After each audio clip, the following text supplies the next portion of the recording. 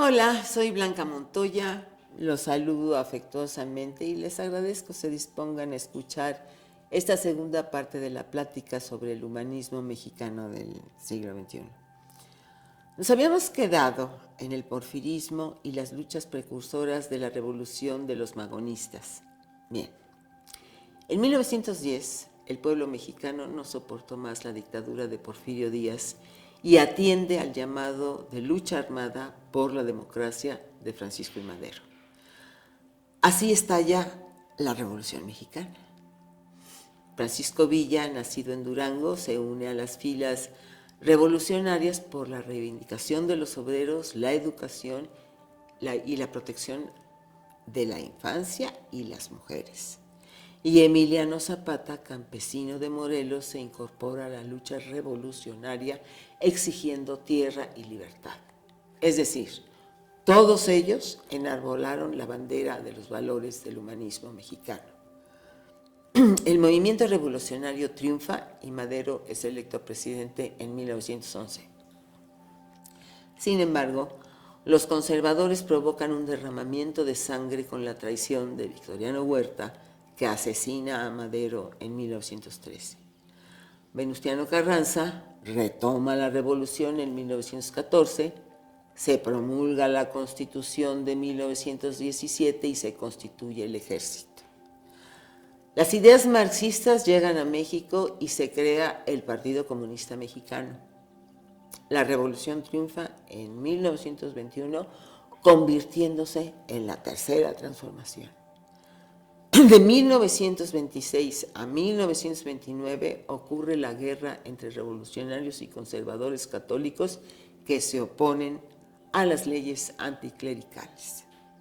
En 1929 se crea el Partido Nacional Revolucionario PNR, con el cual en 1934 el general Lázaro Cárdenas llega a la presidencia y logra cambios exigidos en la revolución, el reparto agrario y la expropiación petrolera.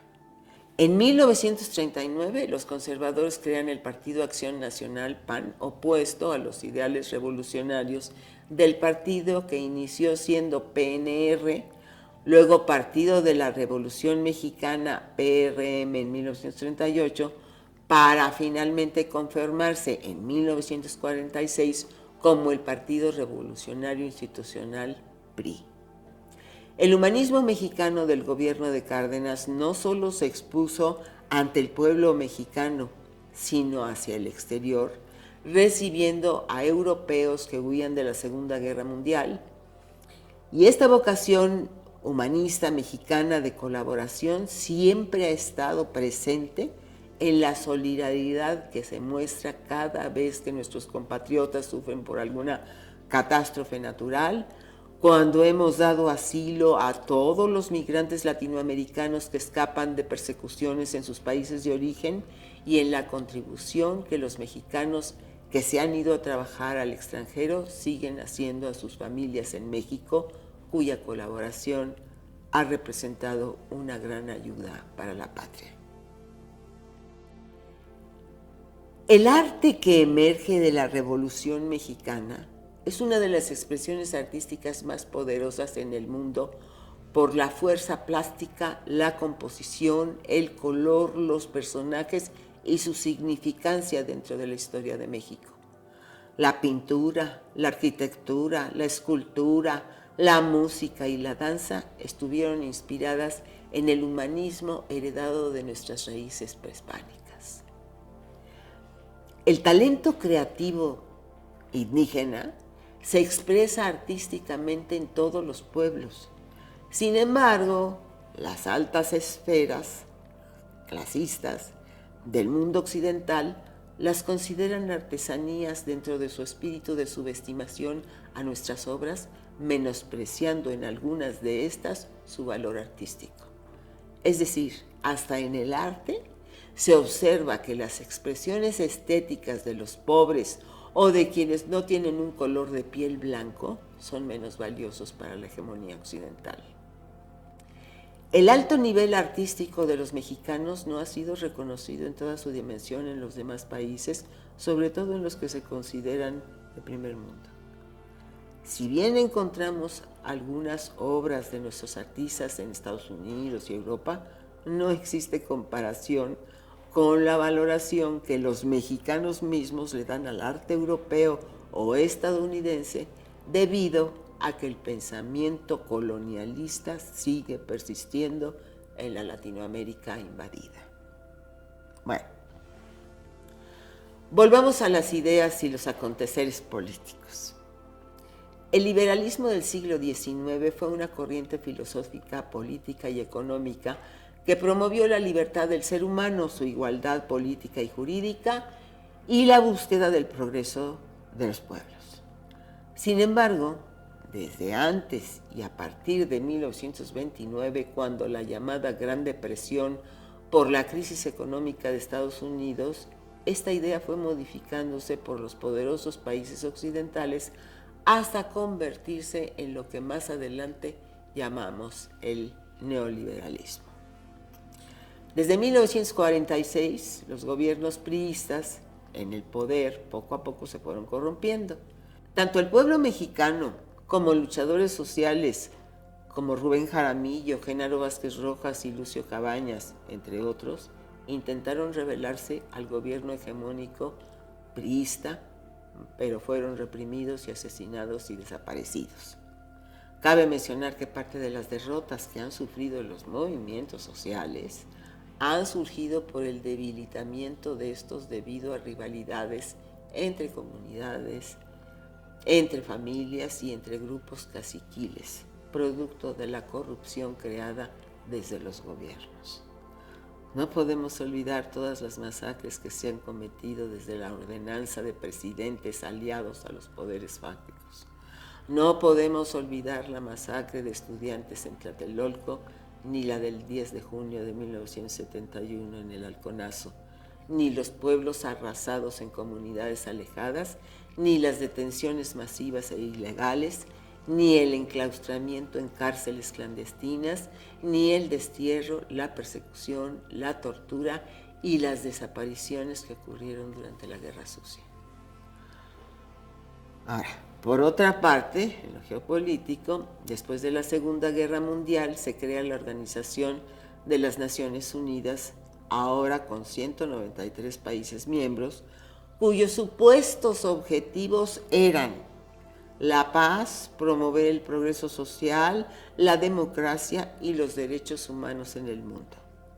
Sin embargo, su estructura fue antidemocrática desde el inicio, ya que el Consejo de Seguridad que toma las decisiones tiene 5 países miembros permanentes, que son Estados Unidos, China, Rusia, Francia y Reino Unido, con poder de veto. Es decir, así 192 países de la Asamblea voten por una decisión, un solo miembro permanente del Consejo de Seguridad puede vetarla. Dentro de las declaraciones de la ONU está que todo Estado tiene el deber de abstenerse de cualquier intervención en la vida política de un Estado extranjero, lo cual ha sido violado por el poder occidental constantemente. Y la ONU no ha podido establecer ni la paz, ni promover el desarrollo, ni todos los objetivos por los que supuestamente se creó. Bien, en el neoliberalismo, la libertad humana se torna en libertad de poderosas empresas transnacionales que atropellan economías populares y censuran a la libre expresión. La justicia se convierte en injusticia por una distribución de la riqueza inequitativa y la cooptación de los poderes judiciales en el mundo que protegen a cúpulas empresariales o políticas a cambio de dinero. La verdad se convierte en mentira a través de los medios masivos de comunicación y la publicidad. La igualdad en monstruosa desigualdad por la apropiación de la riqueza que con las privatizaciones ceden los bienes de la nación a particulares y la condonación de impuestos a las cúpulas económicas. La fraternidad se torna en división entre países, en aplicación de sanciones económicas a los pueblos y en intriga y calumnia en contra de luchadores sociales o gobiernos progresistas. La solidaridad se convierte en desunión, la honestidad en corrupción debido a leyes económicas contra los pueblos y a propiciar la avaricia, esa codicia que vino desde la época de la colonia. La educación se convierte en ignorancia, privatizándola y apropiándose de la tecnología. La salud la convierten en enfermedad, permitiendo la comercialización de productos dañinos y en un negocio a partir de esta privatización. El bienestar de la comunidad a cambio de la supremacía del individualismo. La soberanía en dependencia de los países poderosos a partir del entreguismo de los bienes nacionales a extranjeros a cambio de beneficios económicos a particulares. La responsabilidad en irresponsabilidad de sus acciones y sin reparación del daño que causan. El amor al prójimo se torna en desprecio y odio a los débiles, pobres, enfermos, viejos, personas con discapacidad y migrantes. En todo esto, la codicia ha convertido en Dios al dinero y a los privilegios que se obtengan. El mundo sufrió un retroceso social con el neoliberalismo y la globalización.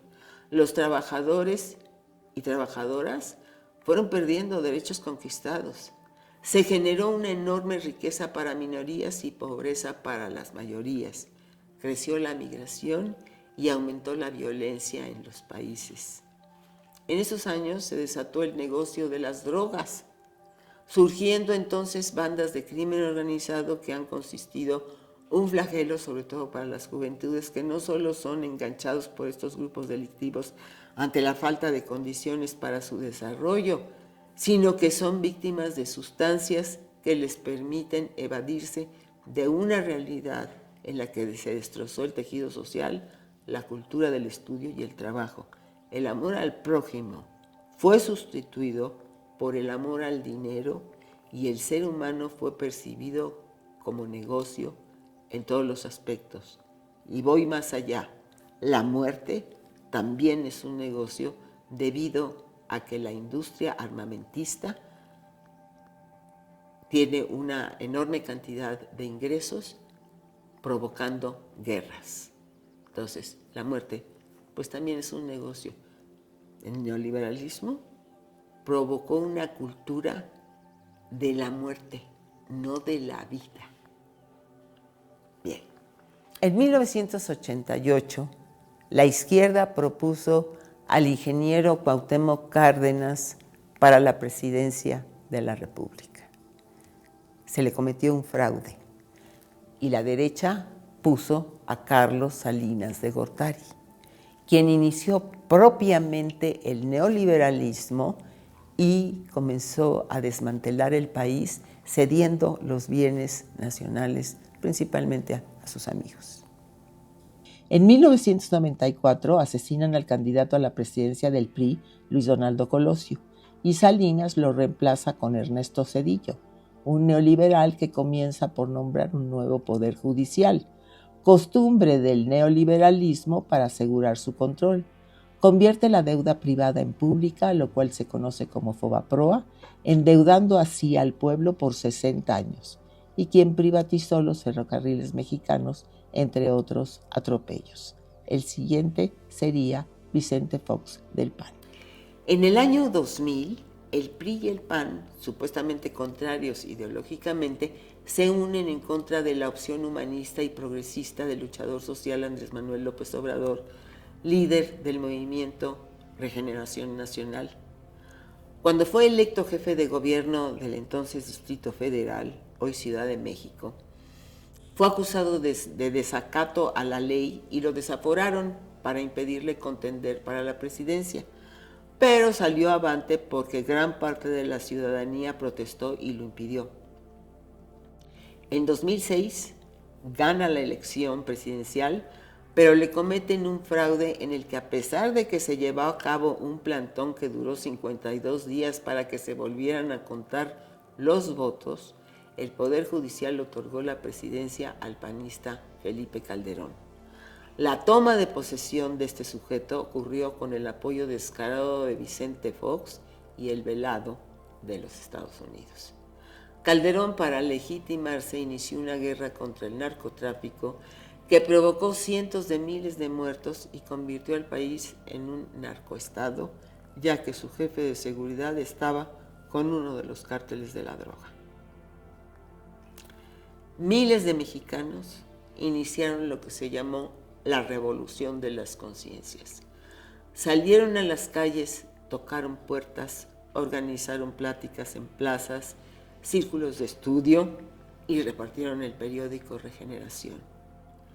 En la elección del 2012, las cúpulas y los medios de comunicación coadyuvaron para otro fraude con compra de votos y mediatización publicitaria para imponer al priista Enrique Peña Nieto. Durante su periodo se llevaron a cabo reformas estructurales que continuaron el desmantelamiento de la patria que se inició con Carlos Salinas.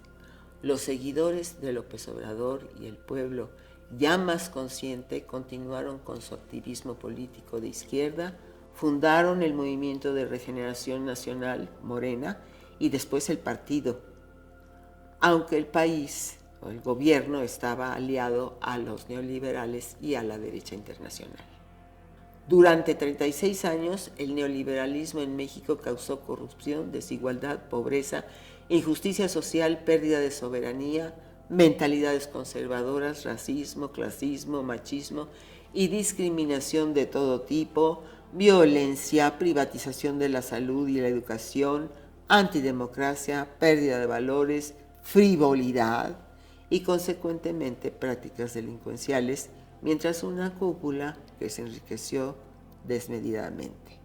La codicia neoliberal superó a la de los invasores españoles, ya que en 36 años el saqueo de recursos fue mayor al de la colonia en los 300 años que duró. Sin embargo, durante este tiempo, la riqueza cultural del pueblo mexicano, la resistencia indígena y el movimiento de regeneración nacional a través de una lucha pacífica, persistiendo en la revolución de conciencias, fue avanzando. La lucha de las mujeres por la igualdad y la justicia ha sido relevante en todas nuestras luchas liberales y la participación de estas, que históricamente se ha omitido, jugó un papel protagónico en este movimiento de transformación como en los otros, como en la independencia el primero, como en la reforma el segundo, como en la revolución el tercero y como el actual movimiento de transformación de humanismo mexicano. El machismo, la violencia de género y la discriminación a las personas con preferencias sexuales diferentes de los conservadores han estado siempre en contra de la libertad y la equidad. Sin embargo, insisto, las mujeres y el movimiento LGTBIQ+, han contribuido de manera sustancial al progresismo actual. En 2018, una abrumadora mayoría que impidió un nuevo fraude volvió a elegir a Andrés Manuel López Obrador como presidente de la República. Bajo su gobierno nacionalista y de izquierda, que tuvo como objetivo erradicar la corrupción y poner primero a los pobres, hubo un extraordinario avance económico, social y político, a pesar de una pandemia de 2 años, con el cual 5 millones de personas salieron de la pobreza. México restableció su soberanía en solo 6 años, a pesar de las dificultades de la regresión que habíamos sufrido con 36 años de neoliberalismo y los obstáculos que la derecha estuvo implementando desde los poderes fácticos. Naturalmente, el rezago sufrido fue tanto que aún falta mucho para no solo restituir lo perdido, sino continuar avanzando para que nuestro pueblo obtenga el bienestar que merece. Desafortunadamente, hay un sector que debido a la influencia de los medios de comunicación convencionales no reconoce ni valora lo mucho que se ha logrado.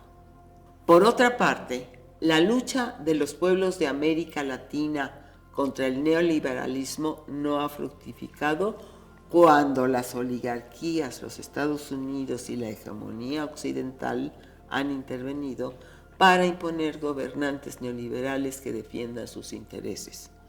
Cuba se rebeló contra el imperio desde los años 60 y no ha permitido la injerencia a pesar de bloqueos, sabotajes y difamación a nivel internacional a través de los medios masivos de comunicación. En la primera década del milenio, a partir de la elección de Hugo Chávez como presidente de Venezuela en 1999, Brasil, Argentina, Bolivia, Ecuador, Uruguay, Paraguay, Nicaragua, Honduras, El Salvador y algunas islas del Caribe pudieron establecer gobiernos de izquierda o progresistas y se unieron conformando organismos regionales como la CELAC y la UNASUR y una política propia de carácter popular. Pero el imperialismo logró que durante la segunda década Honduras, Brasil, Argentina, Paraguay, Uruguay y Ecuador perdieran su soberanía debido a golpes de Estado blandos, la judicialización, lo que se llama lawfare, o la imposición de gobiernos plegados al neoliberalismo con la injerencia de Estados Unidos y Europa. Posteriormente, Brasil y Honduras volvieron a formar parte de la comunidad de países de izquierda. México y Colombia se sumaron al bloque progresista y Bolivia sufrió un golpe de Estado del cual se recuperó. Actualmente, la América Latina antineoliberal está conformada por Cuba, Brasil, México, Nicaragua, Bolivia, Colombia, Honduras y Venezuela.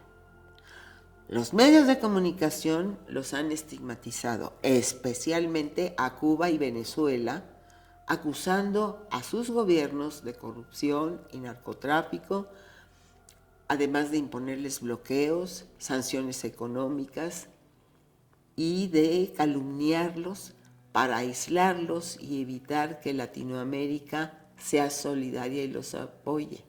Lo que intentan es que no vuelvan a unirse como ocurrió en la primera década. En 2024, México tuvo las elecciones más grandes de su historia, en las que la mayoría del pueblo de México renovó abrumadoramente su voluntad de seguir en el camino de la Cuarta Transformación, sustentada en el humanismo mexicano. Con el partido Morena y su coalición, eligieron a Claudia Sheinbaum, la primera presidenta mujer en 500 años. Una mujer de izquierda, progresista, científica, que tiene convicciones e ideales. El Plan de Nación de la Cuarta Transformación de México se inspira en el humanismo mexicano, como he dicho, porque dentro de sus objetivos está el apoyo primero a los pobres, a los jóvenes y a los adultos mayores. Continuar con la implementación de la salud y la educación universal, gratuita y de calidad, con el fortalecimiento de la democracia, la soberanía y la ética, con la libertad de expresión, con exaltar los valores familiares, con el respeto a la naturaleza y al medio ambiente, con la equidad de género, con la austeridad y la honestidad del gobierno, con el bienestar común, con una verdadera procuración de justicia, con la valoración de nuestra historia y la riqueza cultural y con el respeto y solidaridad con todos los pueblos del mundo. Para conseguir estos objetivos tenemos que erradicar la corrupción, la pobreza, la desigualdad, el racismo, el clasismo y todo tipo de discriminación. Eliminar la violencia contra las mujeres, la impunidad, el maltrato a los animales, el desempleo, la drogadicción, la evasión de impuestos y los esfuerzos entreguistas de la derecha. Tenemos que conseguir la autosuficiencia alimentaria, energética e hídrica. Lo dicho, son valores que encontramos dentro del humanismo mexicano desde las culturas prehispánicas y a través de las influencias humanistas que hemos tenido a lo largo de la historia. Existen lecturas de latinoamericanos que es importante tomar en cuenta y reflexionar sin desdoro de las que devienen de Occidente. Menciono algunas. Tenemos, por ejemplo, en el libro La Utopía de América, del dominicano Pedro Enrique Sureña, escrito en 1925, es decir, hace 100 años. Encontramos ahí fragmentos como estos. Cito: México está en uno de los momentos activos de su vida nacional, momento de crisis y de creación. Está haciendo la crítica de su vida pasada, está investigando qué corrientes de su formidable tradición lo arrastran hacia escollos al parecer insuperables y qué fuerzas serían capaces de empujarlo hacia puerto seguro. Y México está creando su vida nueva, afirmando su carácter propio, declarándose apto para fundar su tipo de civilización. Somos una conjunción de culturas y saberes que está presente en nuestra realidad mexicana. En estas citas que acabo de mencionar, pareciera que Enrique Sureña nos está hablando no hace 100 años, sino ahora mismo. Enrique Sureña señala lo que Zapata escribió respecto a la Revolución Rusa en aquel tiempo.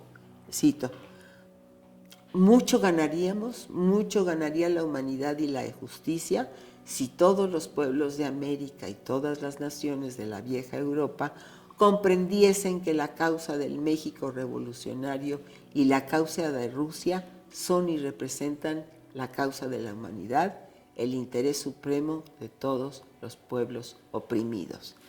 Lo cual da cuenta de las influencias que también han sido señaladas en esta alocución.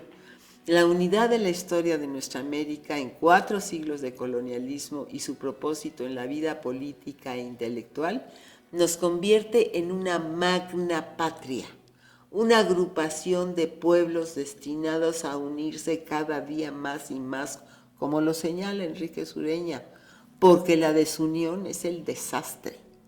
Este autor nos recuerda que el espíritu mesoamericano nos ha salvado de grandes poderes económicos y militares, que no hay que perder la conciencia de que también podría volver el caos bajo la codicia de la hegemonía occidental.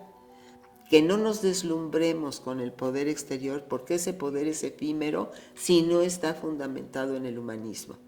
Decía Enrique Sureña, cito: ensanchemos el campo espiritual, demos el alfabeto a todos los hombres y mujeres, diríamos hoy, demos a cada uno los instrumentos mejores para trabajar en bien de todos.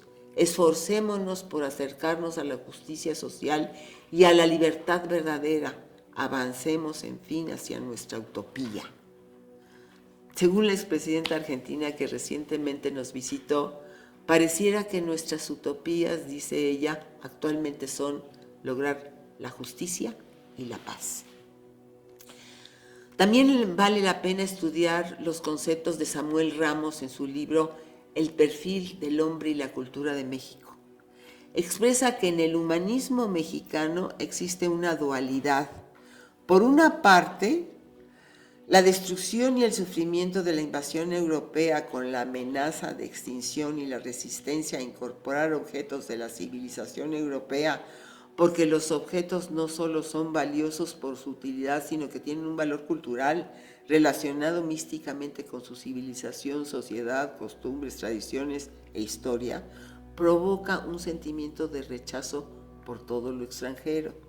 Y por la otra, los conservadores tienden a idealizar la cultura europea considerándola superior.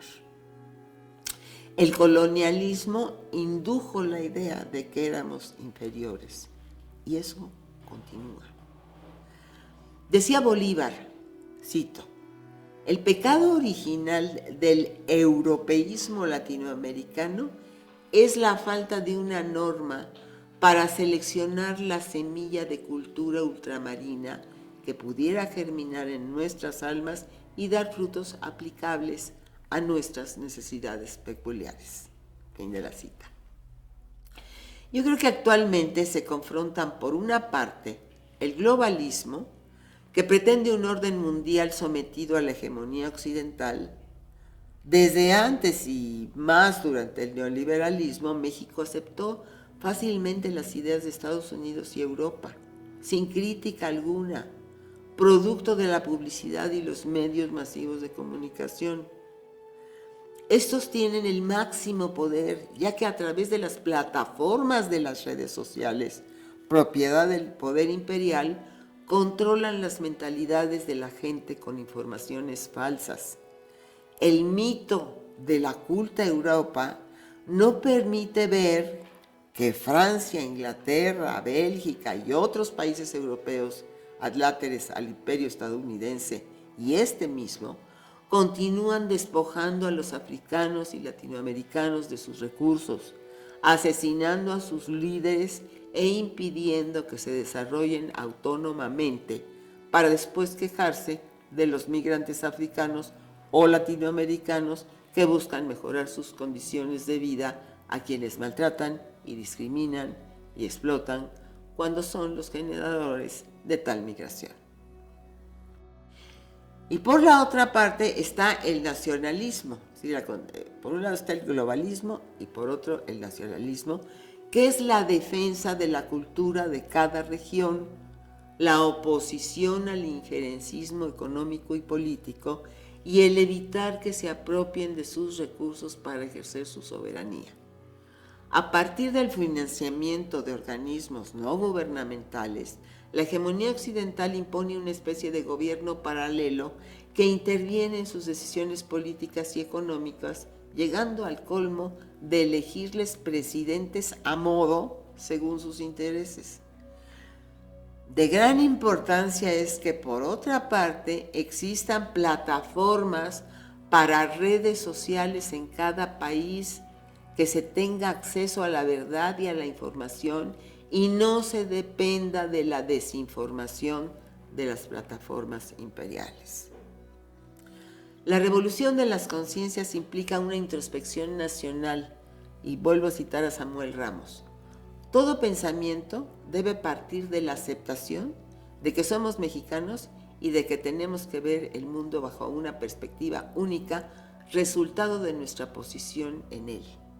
La tarea, según Samuel Ramos, está en saber, cito, 1. ¿Cómo es realmente tal o cual aspecto de la existencia mexicana? Y 2. ¿Cómo debe ser de acuerdo con sus posibilidades reales? Fin de la cita. Esto, a mi juicio, se establece en la escuela mexicana y sus libros de texto, que están muy bien, pero que habrán de irse perfeccionando en esta dirección. Otro autor importante es Rubén Bonifaz Nuño, en su ensayo de Humanismo Prehispánico, que nos plantea algunos aspectos a evaluar. Cito: el humanismo occidental hace referencia a los valores del ser humano y su realización ideal como finalidad de lo existente, lo cual de cierta forma supone que el mundo está hecho para servir al ser humano. Con esa conciencia, al saberse finalidad última de todas las cosas, se atribuye la facultad de servirse de ellas, de explotar a la realidad en su propio provecho.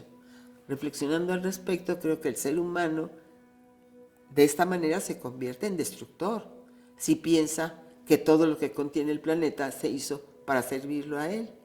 Entonces se aprovecha de la naturaleza que lo acoge, y si a ello le agregamos el individualismo, no solo explota los recursos naturales, sino a las demás especies e incluso a otros seres humanos más si estos tienen color, estatura o creencias diferentes. Ahí es donde acabaron con el amor al prójimo. En contraposición, hemos visto que la cosmogonía indígena considera al ser humano parte del todo existente y dependiente de la naturaleza, por tanto, debe cuidar de esta, ser su constructor. Vemos entonces que la preocupación ambientalista occidental actual, al darse cuenta de que han destruido el planeta, ya la tenían los indígenas y por ello lo han cuidado. De esta idea se deriva su actitud en el trabajo, en el cuidado de los cultivos, en su identidad con el maíz y en la convicción de que la tierra es de quien la trabaja, no como en la cultura occidental en que la tierra es de quien se la apropia. También tenemos al pensador Paulo Freire, quien en su Pedagogía del Oprimido plantea conceptos interesantísimos como lo siguiente, cito: la pedagogía del oprimido como pedagogía humanista y liberadora tendrá, pues, dos momentos distintos, aunque interrelacionados. El primero, en el cual los oprimidos van desvelando el mundo de la opresión y se van comprometiendo en la praxis con su transformación. Y el segundo, en que, una vez transformada la realidad opresora, esta pedagogía deja de ser del oprimido y pasa a ser la pedagogía de los hombres en proceso de permanente liberación. He extraído los siguientes conceptos de Freire que son de suma importancia para la revolución de las conciencias que estamos llevando a cabo. 1. La pedagogía del oprimido busca dar voz a quienes no la tienen y construir así la pedagogía del oprimido. 2. La teoría dialógica que parte de la toma de conciencia de la situación opresora y a su vez el reconocimiento de los saberes de los oprimidos significa que el camino para la liberación de la injusticia y la opresión es dialógico. 3. La lectura y la escritura son esenciales para el desarrollo de la conciencia crítica en los individuos. Son herramientas para la liberación de los oprimidos. Los oprimidos son quienes están en una posición de subordinación en la sociedad y esta conciencia crítica es precursora de la pedagogía crítica. 4. La educación liberadora que parte de necesidades e intereses llega a la toma de conciencia y a entender la realidad para transformarla. La educación misma es la práctica de la libertad. 5. Los fundamentos de su método psicosocial deben llevarse a la praxis. En este sentido se busca la unión de la reflexión y la acción. Además de reflexionar sobre la realidad, hay que tomar decisiones para cambiarla si es necesario, como motor en la transformación social. Por último, otra corriente de pensamiento que deseo mencionar es la del movimiento de la teología de la liberación del peruano Gustavo Gutiérrez de 1969. Independientemente de que no soy creyente, creo que en un continente mayoritariamente católico, la teología de la liberación de los años 70 es el rescate del humanismo cristiano con una perspectiva social respecto de la pobreza y la desigualdad de Latinoamérica. Leonardo Boff señala que es una nueva espiritualidad.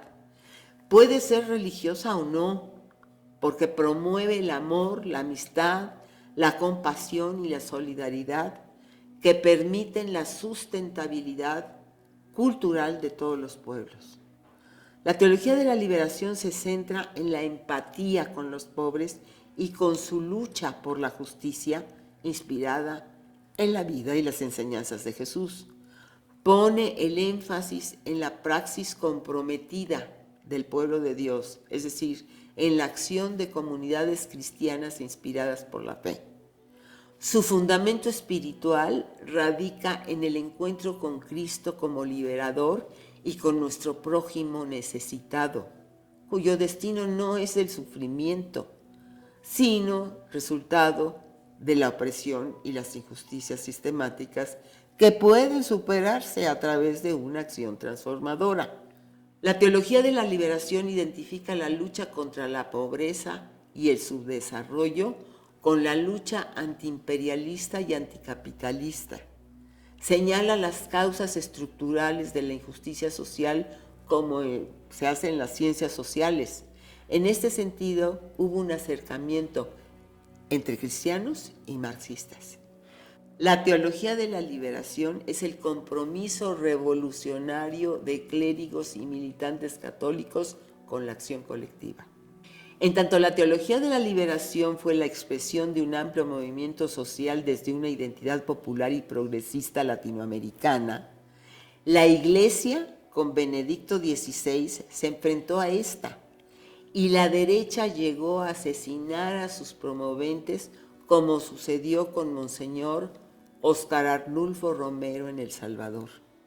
Sin embargo, sigue estando viva en los movimientos de la sociedad civil y en las comunidades cristianas de base. Reconstruye el contexto social de las dinámicas religiosas. Es una teología transnacional del catolicismo hegemónico que más que líderes populares promociona un tipo teológico militante. Bien, en este viaje supersónico desde nuestros inicios a la actualidad, he querido transmitirles brevemente los aspectos que a mi juicio hemos de considerar para estar identificados en el pensar y el sentir de humanistas mexicanos y mexicanas. En resumen, el humanismo mexicano tiene su raíz en las culturas prehispánicas que constituyen la base sobre la cual se fueron incorporando otras ideas humanistas según las relaciones que hemos tenido con otras regiones del mundo a lo largo de nuestra historia. De tal forma, y con esto termino, hemos de recordar que nuestra riqueza cultural nos ha permitido sobrevivir a muchas luchas. Ahora nos proponemos ponderarla en función de que la cuarta transformación conceda la mayor suma de bienestar a toda la población mexicana. Muchas gracias por su atención a este mensaje y si lo consideran útil, compártanlo, reflexionenlo, platíquenlo, profundícenlo y complementenlo. Hay muchísimo más que decir al respecto. Hasta luego.